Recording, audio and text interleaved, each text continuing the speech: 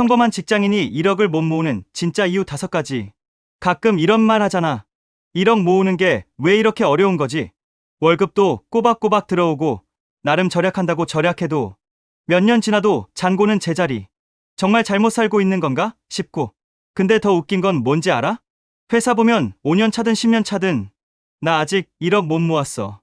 이런 사람이 정말 많아. 이게 단순히 월급이 낮아서도 아니고 투자 지식이 없어서도 아니야. 조금만 관점을 바꾸면 왜 1억이 안 모이는지 선명하게 보인다. 오늘 그걸 아주 현실적으로 이야기해 줄게. 첫 번째, 월급은 소득이 아니라 이미 갈 곳이 정해진 돈이다. 이 부분에서 헷갈릴 수 있는데 법적으로 월급은 당연히 소득이 맞아. 근데 현실에서는 다르게 작동해.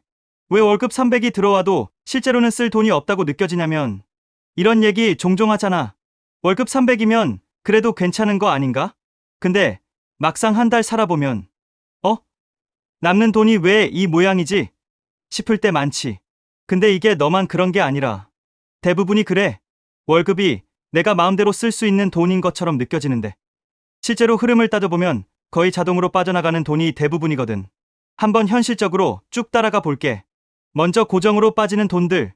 이건 내가 아무리 마음을 다잡아도 어쩔 수 없는 것들이야. 주거비로 80만 원, 통신비, 인터넷 10만 원, 보험료 15만 원, 고정으로만 105만 원 빠짐. 그 다음은 그냥 살아가기 위한 기본 지출들. 이건 절약해도 아주 조금만 깎이는 영역이야. 식비 45만 원, 교통비 20만 원, 커피, 배달, 외식 35만 원, 생필품 15만 원, 기본 생활로 115만 원.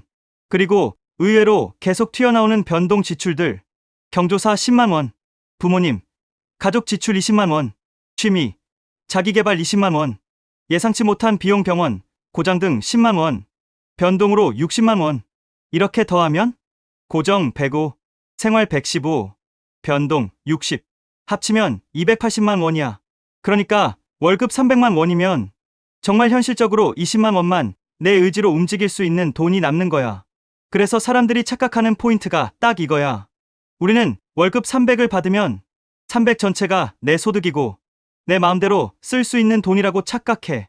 근데 실제로는 300 중에서 나한테 선택권이 있는 돈은 10만 원에서 30만 원뿐이야.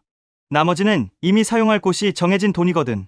그래서 돈을 잘 모으는 사람들은 월급을 얼마 버는가로 안 보고 내가 실제로 움직일 수 있는 현금 흐름이 얼마냐로 계산해. 이 관점을 이해하면 왜 1억이 잘 안 모이는지, 왜 적금을 넣어도 잔고가 시원찮은지 진짜 이유가 바로 보여. 그래서 이 말이 나온 거야. 월급 전체를 내 돈이라고 착각하면 절대 돈 못 모은다. 부자들은 월급을 돈 버는 수단으로 안 봐. 현금 흐름, 설계의 재료로 본다. 얼마 버는지가 아니라 그 돈이 어디로 흘러가고 내가 통제 가능한 돈이 얼마인지 그걸 먼저 보는 거야. 그래서 월급 300인데 100을 모으는 사람도 있고 월급 500인데 20도 못 모으는 사람도 나오는 거지. 두 번째, 지출을 줄이려 하는데 습관은 안 바꾼다. 모두가 말하지. 아껴야지. 이번 달부터 진짜 줄여야지.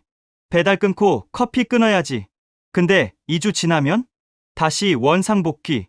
이게 왜 그러냐면 사람들은 지출을 의지로 줄이려고 하기 때문이야. 의지는 유통기한이 진짜 짧아.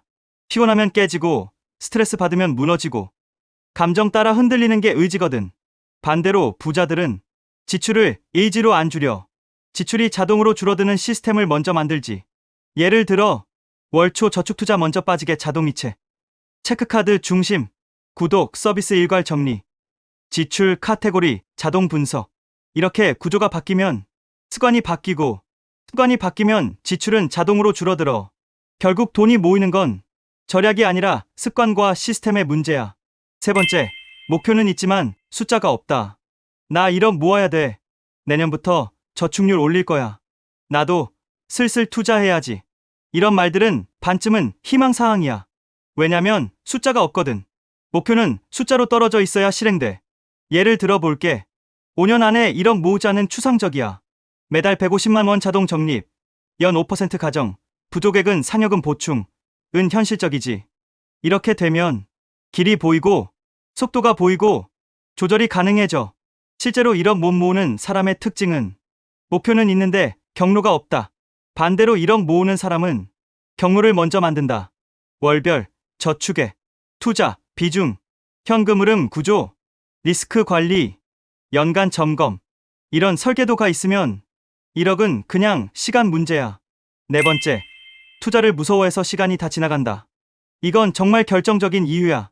사람들이 투자 못하는 가장 큰 원인은 지식 부족이 아니라 두려움이야. 잃으면 어떡하지? ETF도 잘 모르겠어. 지금 들어가기엔 좀 불안한데. 나중에 공부 좀 더 하고. 근데 문제는 나중이라는 건 평생 오지 않는다. 투자를 늦게 시작하면 복리의 힘을 반 이상 잃어버려. 자본주의는 용감한 사람이 아니고 일찍 시작한 사람에게 유리하게 설계돼 있어. 그래서 부자들은 잘해서 부자가 된 게 아니고 일찍 해서 부자가 된 경우가 훨씬 많다. 정확히 말하자면 투자를 잘한 사람보다 투자를 오래 한 사람이 더 부자야. 다섯 번째, 돈이 모이는 구조가 아니라 돈이 새는 구조로 산다. 절대 과장이 아니고 우리 대부분은 돈이 새도록 설계된 삶을 살고 있어. 돈이 들어오면 바로 소비, 카드값, 구독, 충동구매, 약속, 스트레스성 소비, 자잘한 비용, 보험 자동 인상, 그리고 마지막에 남으면 저축. 반대로 부자들의 흐름은 완전 반대야. 돈이 들어오면 저축, 투자, 고정비, 필수 지출, 선택 지출, 여유 지출. 그렇기 때문에 쓰고 남은 돈을 모으는 사람과 모으고 남은 돈을 쓰는 사람은 10년 지나면 완전히 다른 세계에 있어. 최종 결론. 1억은 특출난 사람만 모으는 돈이 아니야. 근데 특정 원칙을 지키는 사람만 가능해. 월급을 전체 소득으로 착각하지 말고 내가 통제 가능한 수년금 흐름을 기준으로 설계할 것. 지출을 의지로 줄이지 말고 습관, 시스템을 먼저 바꿀 것. 목표를 말로 하지 말고 숫자로 떨어뜨릴 것. 투자를 늦추지 말 것. 시간이 가장 강력한 무기이니까. 돈의 흐름을 저축, 소비 구조로 바꿀 것. 충분히 할 수 있어. 그러니 지금 당장 시작하자.